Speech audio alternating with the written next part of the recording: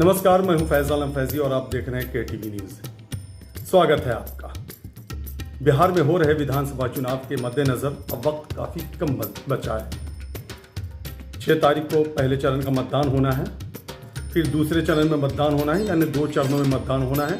उसके बाद नतीजे आएंगे, तस्वीर बिल्कुल साफ होगी। इस वक्त हमारे साथ मौजूद हैं कांग्रेस के वरिष्ठ नेता अंबर इमाम हाशमी उर्फ छोटे साहब, और ये अधिवक्ता भी हैं, काफ़ी मशहूर मारूफ अधिवक्ता हैं। हम इन्हीं से जानने की कोशिश करते हैं कि इस वक्त या इस बार बिहार में जो विधानसभा चुनाव हो रहे हैं उसके मद्देनज़र कांग्रेस अपनी संभावनाओं को कैसे तलाश रही है, या ये भी कह सकते हैं कि महागठबंधन अपनी संभावनाओं को कैसे तलाश रही है। देखिए, अभी पूरा मुल्क, पूरा देश परेशानियों से जूझ रहा है। पूरे मुल्क में जहाँ जहाँ बीजेपी की सरकार है या सेंट्रल बीजेपी की सरकार है, घूसखोरी को से बड़ा इजाफा दिया है। कोई काम बिना घूस के नहीं हो रहा है। अगर आप अभी म्यूटेशन का मामला आया, अंचल में घूस देने की होड़ लगी हुई है। कोई काम बिना घूस के कोई स्टाफ नहीं कर रहा है। पुलिस कोई FIR ले नहीं रही है बिना पैसे के। न्यायालय को बीजेपी सरकार ने खरीद दिया। ऐसी हालत में जहां पब्लिक परेशान है, पब्लिक उब चुकी है, कांग्रेस का जो पुराना रवैया रहा, जो इनका तरीका रहा है सबको न्याय दिलवाने का, इसके तौर पर कांग्रेस काम कर रही है। सेकुलर पार्टी है, इसमें जात पात नहीं है, कोई भेदभाव नहीं है, और सबों का रिप्रेजेंटेशन होते आया है। कांग्रेस ने सबों को मौका दिया, बिहार में भी सबों को मौका दिया, और एक सिलसिलेवार काम किया सबों के लिए, औरतों के लिए, महिलाओं के लिए, हरिजनों के लिए, मुसलमानों के लिए, सबों के लिए काम किए। उसके बावजूद सारे अच्छे से बड़े पद पर अपर कास्ट के लोग पदस्थापित रहे। इसलिए कांग्रेस को चाहिए, और कांग्रेस कर रही है, ताकि इनका ज्यादा से ज्यादा सीट आवे।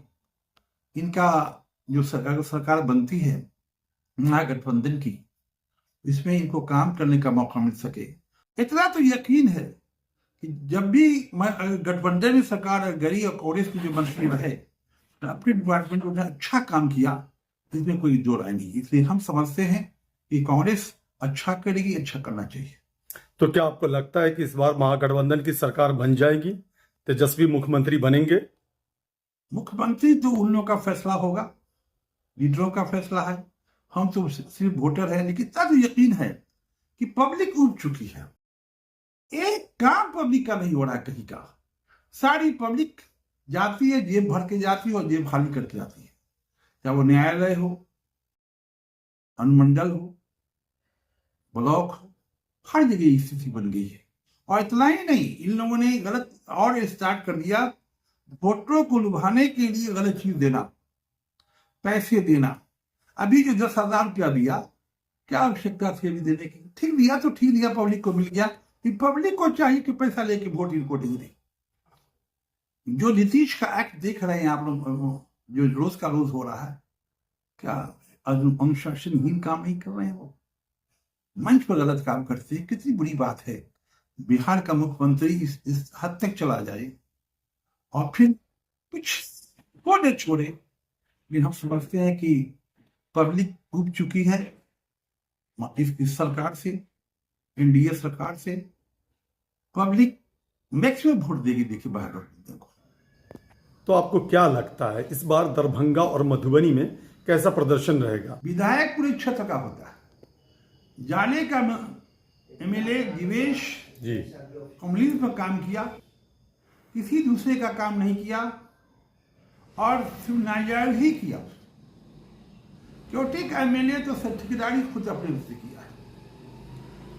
मदन सैनी का ये हाल है, बालपुर के MLA मंत्री का। उसे स्टेटमेंट बार बार दिया कि मेरी बात चपरासी नहीं मान रहा है। अजय है तो एक लड़का शरीफ है, लेकिन उसने जो काम करना जिस मौका था, सिंगल मैन था, कोई पारिवारिक बंधन नहीं था, कोई परिवार बोझ नहीं था, उसने तो कोई प्रोग्रेसिव काम किया ही नहीं। घोड़ा बलराम को तो ये खानदान ने दो बार बेच दिया। सोना सिंह तो कोई काम नहीं किया था।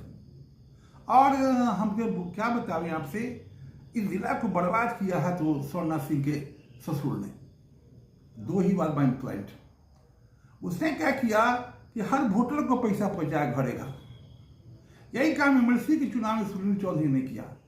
इस स्तर पर क्या गरीब आदमी चुनाव लड़ सकता है? गरीब कोई काम कर सकता है? रामचंद्र साहब ने कोई वर्क नहीं किया है घाट में। पूरे जिले का अगर आंकड़ा निकाला जाए तो एक्चुअली कोई काम हुआ ही नहीं। जो सरकार की राशि आई उसका भी कोई काम नहीं हुआ।